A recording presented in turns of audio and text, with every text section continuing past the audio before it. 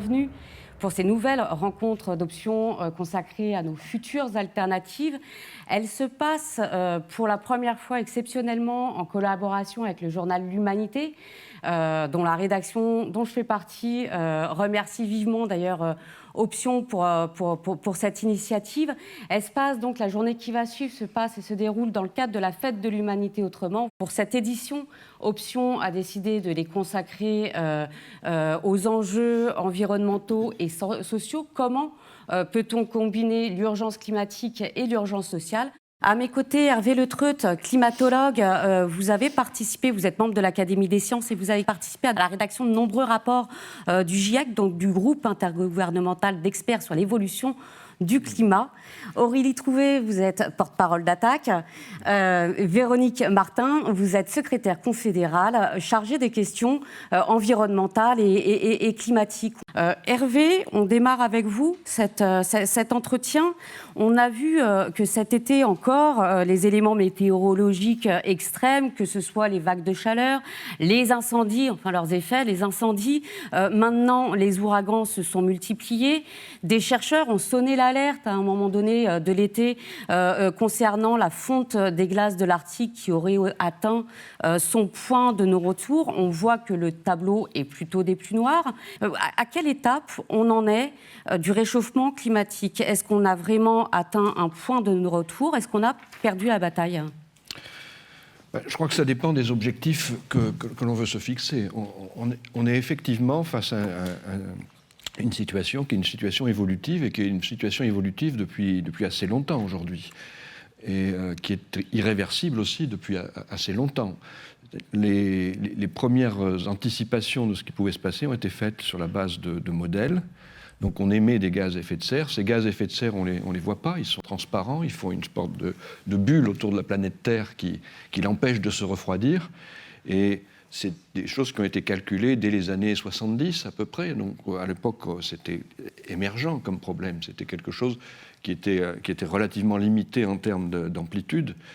Il a fallu attendre de voir pour croire quand même, pour qu'une grosse partie, dans beaucoup de milieux, accepte le diagnostic de la science, qui était un diagnostic dérangeant, parce que tout ce qui était lié aux problèmes environnementaux à cette époque, c'était surtout effectivement des enjeux qui étaient liés à comment nourrir la planète, des choses assez différentes de ce qu'a apporté cette révélation du fait qu'on émet des gaz à effet de serre, et ces gaz à effet de serre vont créer une problématique nouvelle et dangereuse pour la planète.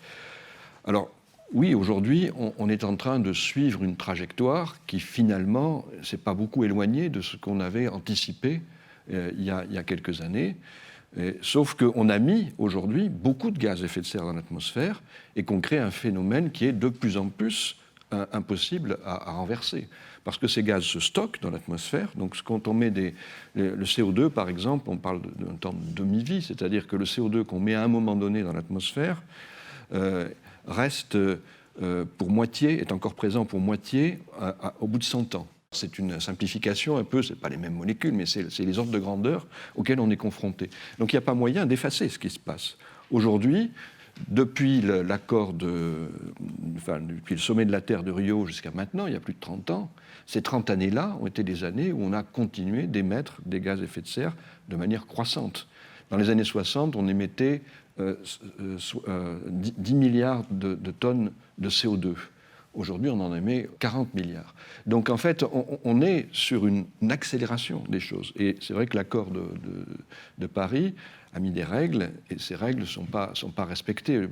Aujourd'hui, il n'y a pas d'effort suffisant pour réduire les émissions de gaz à effet de serre. Le point de non-retour, il est constant. Ce n'est pas quelque chose qui est nouveau, c'est qu'effectivement, on est face à une situation qu'on n'a jamais su enrayer. On a fait une alerte claire sur les problèmes.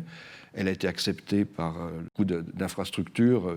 On a créé l'accord cadre des Nations Unies sur le changement climatique, on a créé les COP, on a créé une mobilisation quand même qui s'est fortement renforcée au fil des années. Mais on est dans une difficulté qui est qu'en fait, les gaz à effet de serre, ils sont ils restent longtemps dans l'atmosphère, ils se mélangent, ils viennent de partout. Donc aujourd'hui, ici, on a au-dessus de nos têtes des gaz à effet de serre qui viennent de Chine, qui viennent des États-Unis. Donc c'est une situation qui est pas facile à prendre en compte. Je crois que ce qui est important, c'est de voir que le champ des possibles est en train de changer.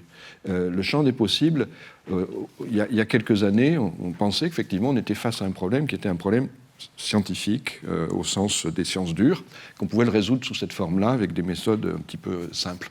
Aujourd'hui, on est face à un problème qui est un problème scientifique, des sciences dures, qui est un problème lié à la biodiversité, qui est un problème lié à la société. Pourquoi ? Parce que simplement, on a atteint des niveaux qui sont irréversibles. Qu'est-ce qu'il faudrait faire pour rester sous les 1,5 degrés de réchauffement ? Il faudrait, d'ici 2050, avoir atteint la neutralité carbone. La neutralité carbone, comme on ne sait pas vraiment pour le moment créer de puits de carbone important, ça veut dire zéro émission, par exemple, de CO2.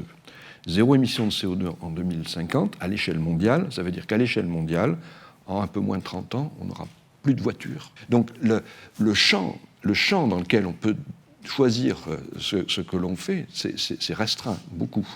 Et je pense qu'effectivement, ça pose un problème vis-à-vis des autres contraintes, les contraintes sociales, les contraintes. On est obligé d'arbitrer aujourd'hui. On ne peut pas tout faire à la fois. Et donc je crois que c'est vraiment cette réflexion-là qu'on a du mal à avoir aujourd'hui. Comment, dans un système qui a évolué à un niveau où on ne peut plus tout faire, et on peut essayer, on peut dire, mais la parole ne suffira pas. Face à un système où on ne peut plus tout faire, comment est-ce qu'on arbitre les choses ? Donc je crois qu'après, quelle est la situation ? C'est une situation évolutive. On est dans une situation où le réchauffement va croître aujourd'hui. Pour le moment, on n'est pas en situation de l'arrêter, effectivement. Et ce qu'on voit chaque année, qui est un petit peu plus grave, va continuer à être un peu plus grave chaque année. Les 20 prochaines années sont écrites par les gaz à effet de serre qu'on a déjà émis. On va poursuivre sur justement ces arbitrages qui vont devoir être faits. Véronique Martin, avant ça, cette crise, on l'a dit, elle a fragilisé toutes nos institutions. Les hôpitaux se sont retrouvés débordés, les services publics parfois en mal de répondre complètement aux besoins de la population. Qu'est-ce qu'elle révèle et de quoi elle est le fruit précisément, cette crise au final ? Quand on prend le secteur de la santé dans sa globalité, les personnels sont en lutte quand même depuis plusieurs mois pour exiger non seulement des revalorisations salariales, puisque les personnels de santé en France font partie des moins bien payés et ont des salaires parmi les plus bas d'Europe, mais aussi et surtout ils exigent des moyens pour pouvoir travailler correctement et notamment des moyens, notamment par la création de postes supplémentaires. Et au niveau de la CGT, on estime qu'il faudrait dans le secteur de la santé EHPAD compris, hôpitaux, enfin tout le secteur de la santé, il nous faudrait 300 000 embauches pour pouvoir assurer correctement les besoins du secteur et que les gens soient pris en charge et soignés correctement. Et là, on est quand même très loin de ce qui ressort du fameux Ségur de la santé avec l'annonce de 15 000 embauches. Donc, mais au-delà des embauches, c'est avant tout un changement complet de paradigme en termes de gestion de la santé dans le pays. Il faut que on revienne sur les différents plans qui ont été présentés par les gouvernements successifs et qui ont conduit à ce qu'aujourd'hui, chaque établissement hospitalier soit considéré comme une entreprise avec une obligation d'équilibre financier, ce qui fait que pour équilibrer financièrement, on ferme les services les moins rentables, on fusionne avec d'autres structures et au final, on contraint une grande majorité de la population à faire plusieurs dizaines de kilomètres pour pouvoir se soigner. Et bien souvent, ces kilomètres-là, ils les font avec leur voiture personnelle, puisque les transports collectifs, qu'ils soient ferroviaires ou routiers, sont pas forcément au rendez-vous. Donc, on a vraiment besoin d'un d'un changement radical de politique en matière de santé et que la santé ne soit plus considérée comme un produit marchand, mais comme un véritable service public au service de la population et de la nation. Et ce qui est aujourd'hui applicable à la santé, il est applicable à l'ensemble des services publics. Et on a pu voir dans la dernière période, aujourd'hui, tous les services publics sont soumis aux mêmes pressions de rentabilité, de productivité, d'équilibre, sans se soucier de la réponse aux besoins des populations. Et ce qu'a révélé aussi la crise sanitaire et la crise sociale à laquelle on est confronté, c'est qu'on a vu toutes les conséquences des délocalisations qui sont opérées ces dernières années, la désindustrialisation du pays, plus particulièrement l'industrie pharmaceutique. Enfin, deux éléments chiffrés. Aujourd'hui, 40% des médicaments qui sont vendus en Europe, 80% des principes actifs qui sont utilisés dans les médicaments sont fabriqués hors d'Europe. Alors, je ne m'appelle même pas si on prend le pourcentage au niveau de la France. Mais certains emblématiques, le Doliprane, on a vu qu'à un moment donné, on a failli manquer de Doliprane, un des médicaments. Mais oui, parce que le principe actif, principalement, ils sont fabriqués en Inde et en Chine. Donc, quand on ferme les frontières, évidemment, on a une problématique d'approvisionnement derrière. Et des exemples comme ça, on en a des dizaines. Le sujet des masques pendant la crise sanitaire, qui était un véritable scandale. Ce qu'il faut savoir, c'est que jusqu'en 2018, en France, on avait une usine, Honeywell, en Bretagne, qui fabriquait plus de 200 millions de masques par an. Sauf que pour des questions de rentabilité, le groupe propriétaire de cette usine a fermé l'usine, a transféré la fabrication en Tunisie, et alors que si l'usine était restée ouverte, une fabrication à 200 millions de masques par an, je pense qu'on n'aurait pas été autant en pénurie qu'on l'a été durant cette crise sanitaire. On a aussi un exemple, alors on le met beaucoup en exergue au niveau de la CGT, mais parce qu'il est très criant. L'usine Luxfer à Gerzat, dans le Puy-de-Dôme, qui est fermée depuis 1 an, c'est une usine qui fabrique des réservoirs qui sont notamment utilisés pour les bouteilles d'oxygène à usage médical. Cette usine a fermé au printemps 2019. C'était la dernière usine de fabrication de ce type en Europe. On bataille depuis 1 an pour gagner sa réouverture. Et donc, effectivement, la crise sanitaire a été le révélateur des politiques d'austérité qui sont en place depuis des dizaines d'années. Et dans la CGT, on pense que si la France avait conservé la maîtrise de sa production industrielle, pharmaceutique et autres, et donc si on n'avait pas dépendu systématiquement de pays étrangers, notamment pour des productions qui sont somme toute essentielles à la vie du pays, il y a fort à parier que la gestion de la crise et l'incidence de la crise sanitaire ont été beaucoup moins important que ce qu'il l'a été. Aurélie Trouvé, ça fait longtemps, des années, qu'Attac bataille pour changer le système, pas le climat. C'est toujours un de vos mots d'ordre phares. En quoi la crise qu'on est en train de traverser met-elle en évidence les liens qui existent justement entre les pressions qui sont exercées par le système sur les hommes et sur les femmes et celles qui sont exercées sur la nature et ce lien justement entre système et climat?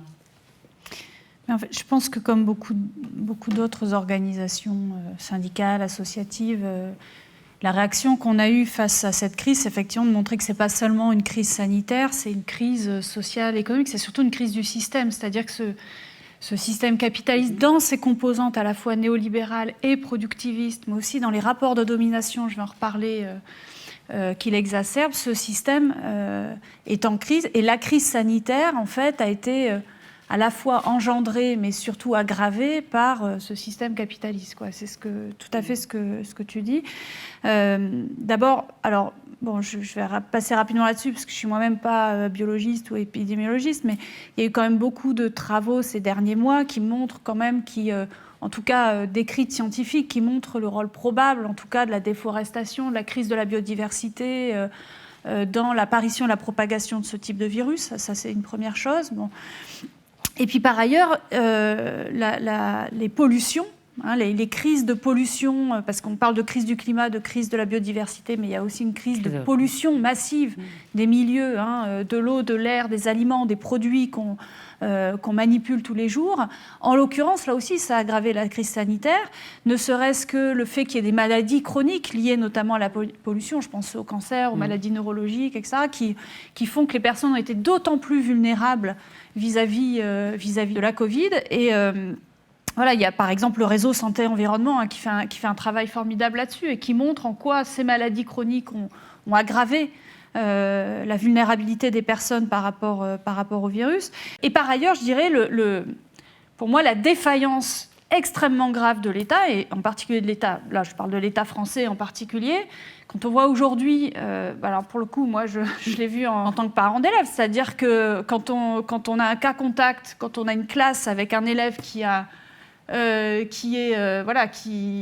cas Covid, il faut, il y a plein de parents n'ont pas pu faire le test. Il faut 7 jours au moins pour avoir le résultat du test. Dans les écoles du 93, en tout cas, je peux vous dire qu'il y a un manque, il n'y a pas de dotation pour le gel, il n'y a pas de savon ou très peu, trop peu, pas de serviettes. On en est là. Donc évidemment qu'on arrive à des situations aujourd'hui qui sont, alors j'espère qu'ils vont apparaître scandaleuse.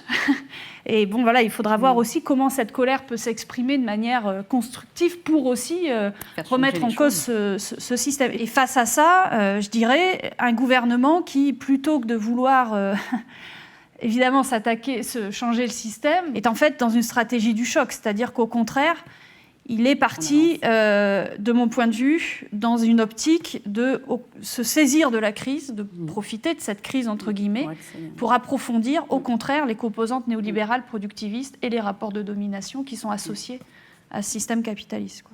Hervé, je reviens vers vous. Vous le disiez, contenir le réchauffement à 2 degrés ou à 1,5 degré, ça nécessiterait en tout cas de réduire drastiquement les émissions de gaz à effet de serre, donc de revoir complètement nos modes de production, d'envisager une transition très forte, notamment de notre industrie. De façon un peu provo, est-ce que ça en vaut la peine ? Qu'est-ce qui se passe si on dépasse ces 2 degrés, si on ne tient pas ces 2 degrés ?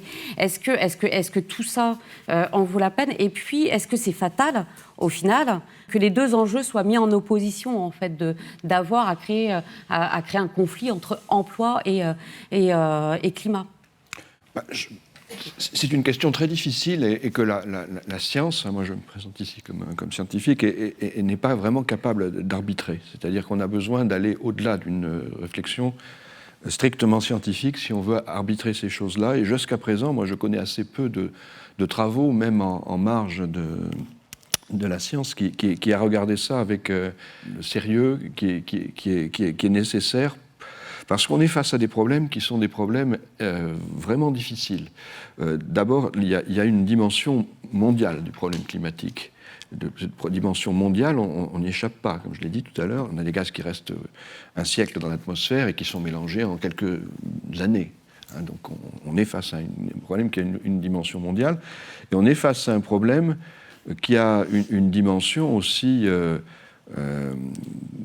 environnementale qui est réelle, qui se manifeste. Je crois qu'on oublie très fortement aujourd'hui le fait que la planète va nous dire ce qui va se passer. Le réchauffement va continuer, donc on a des sécheresses, on a des problèmes d'agriculture, on a des problèmes, ces problèmes-là, ils sont écrits par les gaz à effet de serre qu'on a déjà émis, et ils le seront encore plus parce qu'on continue d'émettre. Donc il y a peut-être 1 ou 2 décennies devant nous qu'on ne maîtrise pas.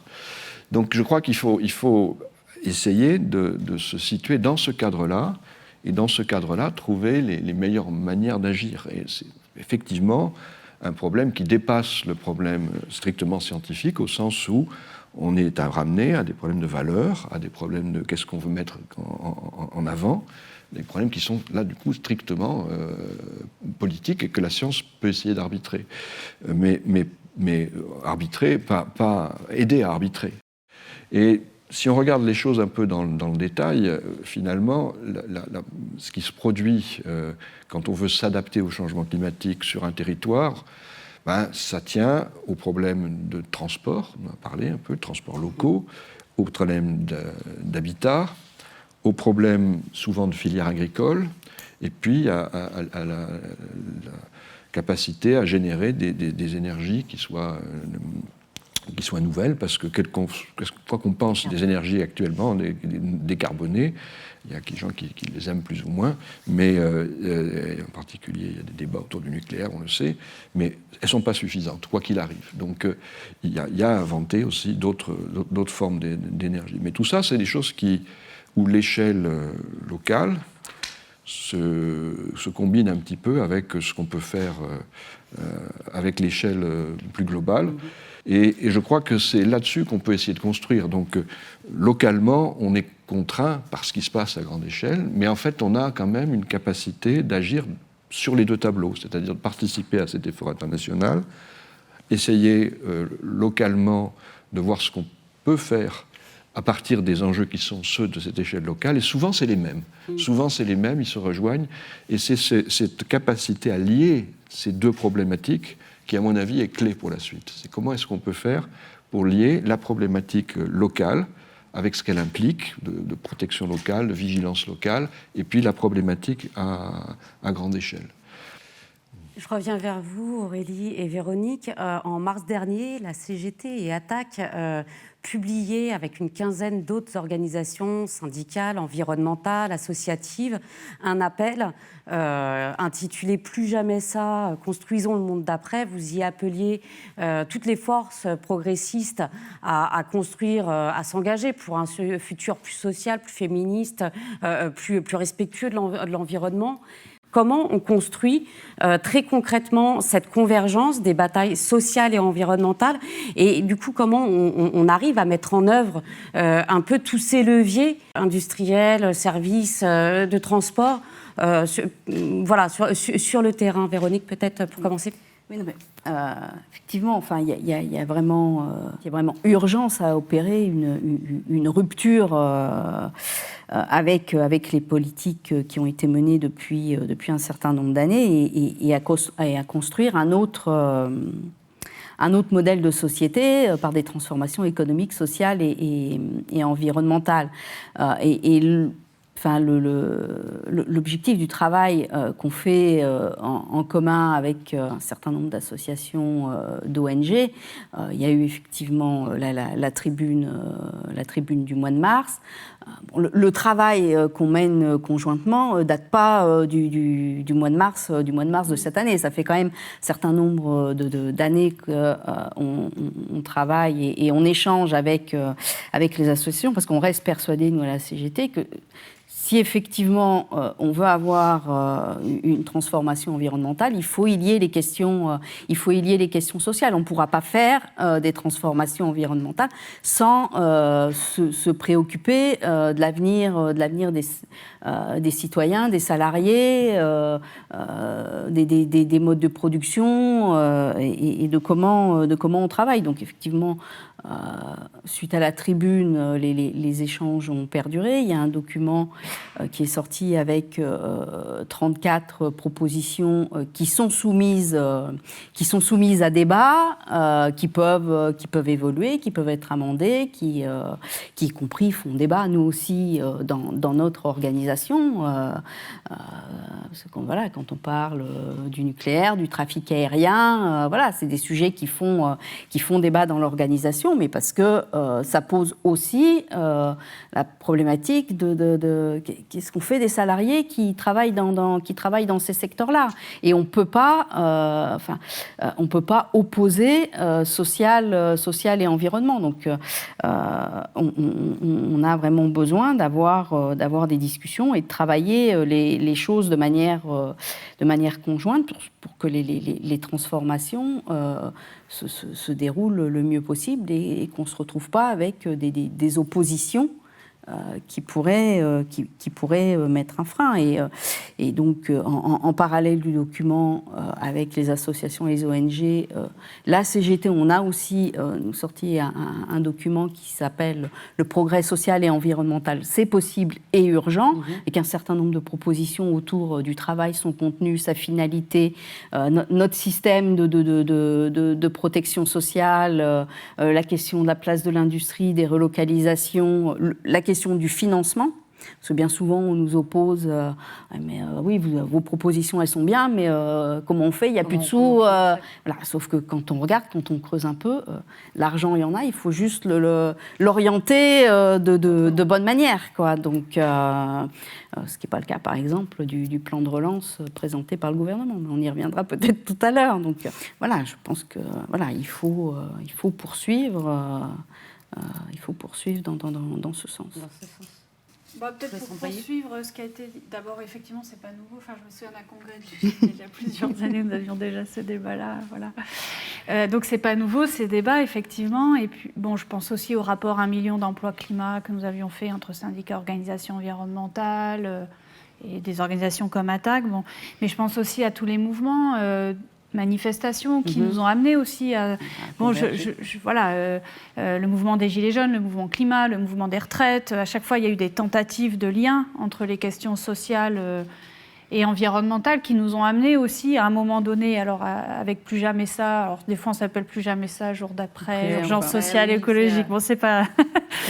Mais en tout cas, je crois que le résultat, ça a été de construire un arc de force, de mon point de vue, relativement large, mais qui est quand même sur l'idée d'un changement de système, quoi. C'est le fait à la fois de réunir des grandes organisations syndicales, mais aussi environnementales, je pense à Greenpeace, France Nature Environnement, ou des mouvements citoyens plus récents comme Alternativa, voilà. Et donc, quand même, avec des cultures, des approches militantes et des entrées quand même très différentes. Et de mon point de vue, c'est assez inédit d'arriver, par exemple, au plan de sortie de crise, voilà, où il y a 34 mesures qui vont assez loin, qui sont très concrètes.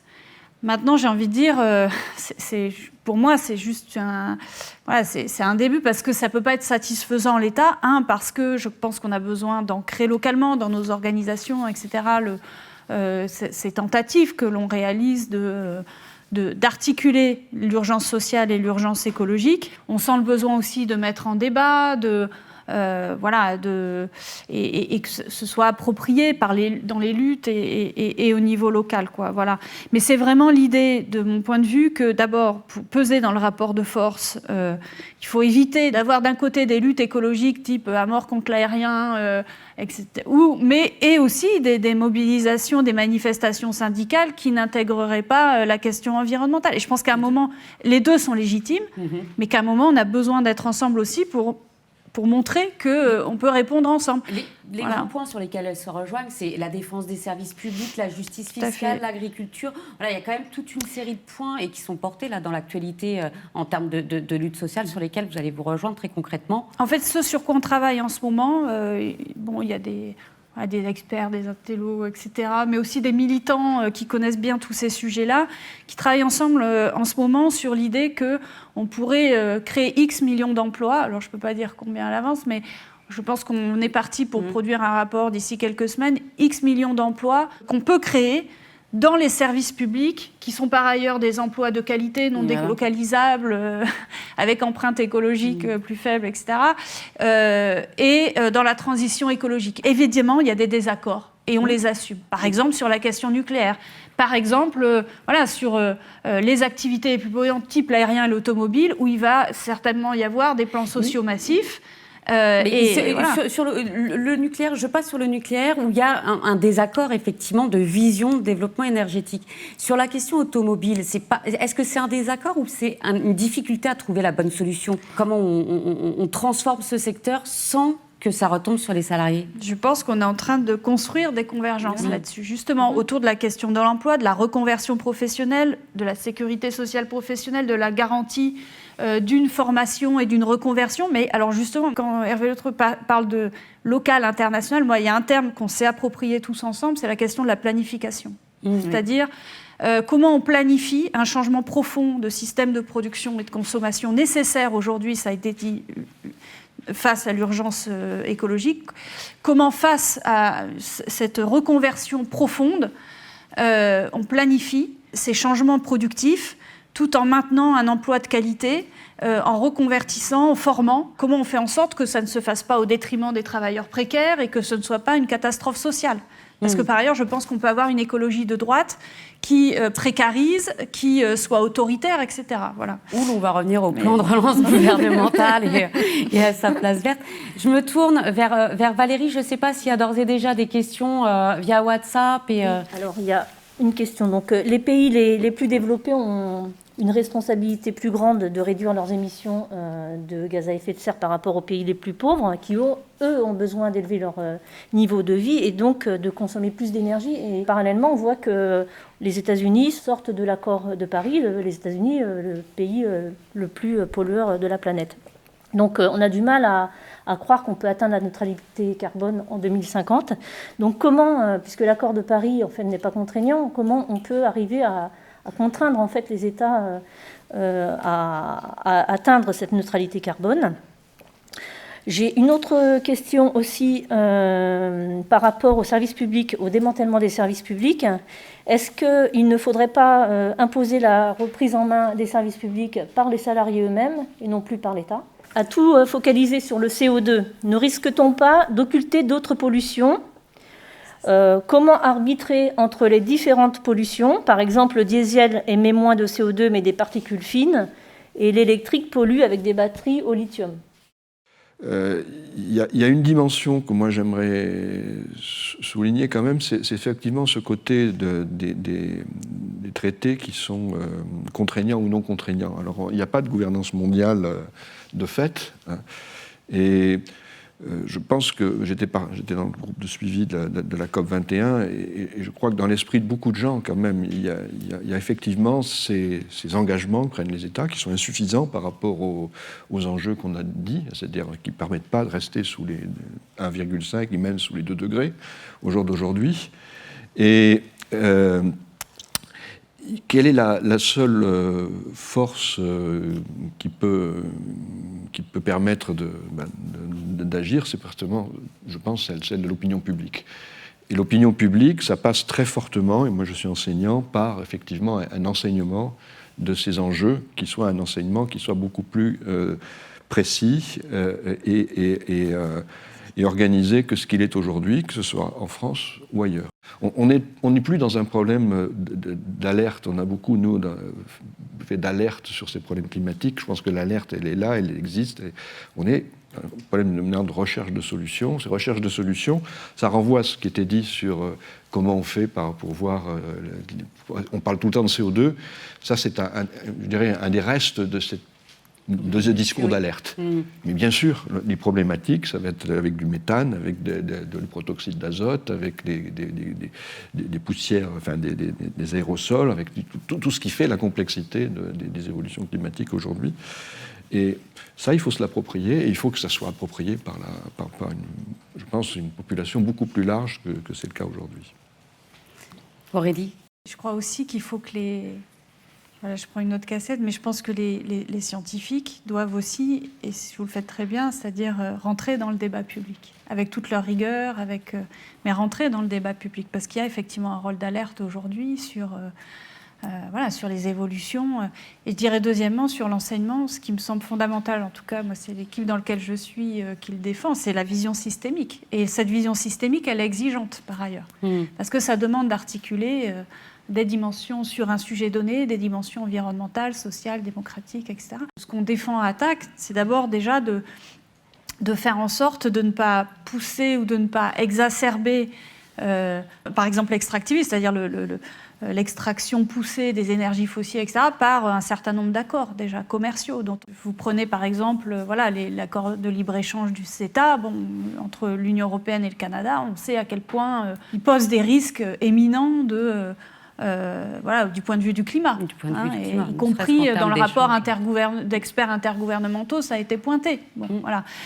Donc c'est raison pour laquelle nous on s'oppose fondamentalement aux accords de libre-échange. On ne demande même pas de les renégocier. Dans les fondements même d'augmenter la libéralisation des échanges, ça pose problème du point de vue climatique et plus globalement environnemental. Deuxièmement, donner les moyens déjà aux pays aux pays du Sud, aux pays pauvres, de pouvoir réagir face à la crise écologique et sociale. C'est pour ça que nous, on défend évidemment l'annulation pure et simple de la dette de ces pays pauvres. Et troisièmement, d'avoir des moyens au moins d'adaptation au changement climatique. Alors je prends la question agricole notamment, mais qui est, par ailleurs qui est une vraie question sociale. C'est là qu'on voit la dimension sociale de la crise climatique, c'est-à-dire que ça attaque avant tout les paysans qui n'ont pas les ressources pour y répondre. Ça attaque en premier lieu ceux qui n'ont pas les ressources pour pouvoir irriguer, qui ne sont pas dans les meilleures conditions de milieu pour pouvoir s'adapter, etc. Bon. Et donc, ça demande de donner des moyens, et donc ça demande une régulation internationale, multilatérale. Moi, je suis dans le mouvement altermondialiste, qui n'est pas évidemment antimondialiste, qui prône au contraire davantage de régulation internationale, mais au profit de la lutte contre le changement climatique et l'adaptation. C'est pour ça qu'on défend la taxe sur les transactions financières, qui pourrait être un moyen de générer de l'argent mis à disposition, sous conditions évidemment, mais qui ne soient pas les conditions évidemment de plan d'ajustement structurel, mais qui soient des vraies conditions de réponse au changement climatique, aux enjeux climatiques et plus globalement aux enjeux environnementaux et sociaux. Véronique, sur ce sujet. En plus de tout ce qui vient d'être dit, il y a aussi la nécessité d'intégrer et de mettre en place des normes sociales pour qu'on n'assiste pas à un transfert de fabrication des pays développés vers les pays les moins développés, parce que le coût du travail, les coûts de production sont beaucoup moins élevés. Il y a besoin aussi que les salariés aient des pouvoirs d'intervention beaucoup plus forts dans les services publics pour aussi, entre guillemets, peser sur les organisations du travail, les localisations. Et c'est un peu le sens de la démarche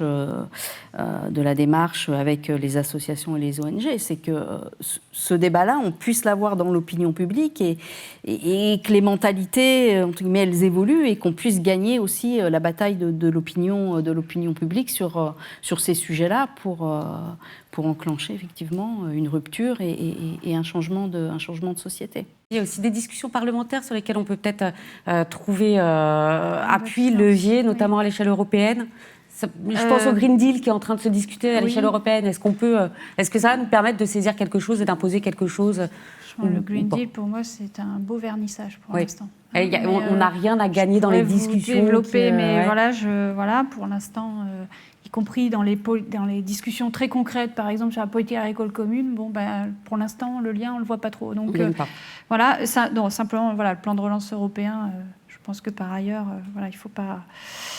Il y a plein de problèmes que ça pose. Non, simplement sur les suites, moi je l'ai dit aussi, c'est que dans Plus Jamais ça, il y a ce fameux plan de sortie de crise qu'on veut vraiment débattre au niveau local, y compris aller sur des sites comme la Chapelle d'Arblay et d'autres, où on montre aussi qu'il y a des alternatives possibles qui allient, qui font face à la fois à l'urgence écologique et sociale et dont on peut s'inspirer. Nous, alors je ne sais pas s'il y aura tous les syndicats, etc., on verra, mais nous, on a aussi, en tout cas côté attaque, un certain nombre d'organisations environnementales. On veut se mobiliser, j'espère, avec les organisations syndicales au moment du Black Friday aussi, et notamment face à Amazon, parce que d'abord c'est un grand profiteur de la crise, mais aussi c'est un mode de consommation et un mode d'exploitation du travail et de l'environnement que l'on dénonce. On sera aussi fortement mobilisés au moment du projet de loi de finances. La question de la fiscalité, on n'en a pas parlé, mais dans Plus Jamais ça, c'est là qu'on a, je pense, une vision systémique, c'est qu'on pose aussi la question du financement, évidemment, et donc ce qui demande pour nous une révolution fiscale à l'inverse de ce qu'a fait le gouvernement depuis le début. Donc le projet de loi de finances sera aussi, même si ça parle moins au grand public, ça sera aussi une échéance importante. Merci. Hervé, vous serez... Alors moi, je serais peut-être répondre dans un mode un peu différent, puisque je suis venu ici comme scientifique. Je crois qu'on a besoin d'inventer aussi une science qui soit vraiment pluridisciplinaire par rapport à ces enjeux-là. Et par rapport à tout ce qui se discute au niveau du Green Deal, je pense que c'est une des espoirs que l'on aura, c'est de pouvoir effectivement, ou pas, mais on verra, avoir des possibilités d'orienter en fait nos travaux scientifiques dans un sens qui permet justement de regarder les problèmes non pas en silo, les uns à côté des autres. On n'a pas parlé par exemple beaucoup de la biodiversité ici, qui était quand même à mon avis un sujet absolument majeur. Et d'être capable de les considérer comme un tout, comme un ensemble de choses qu'on doit regarder les unes par rapport aux autres beaucoup plus fortement qu'aujourd'hui. Merci.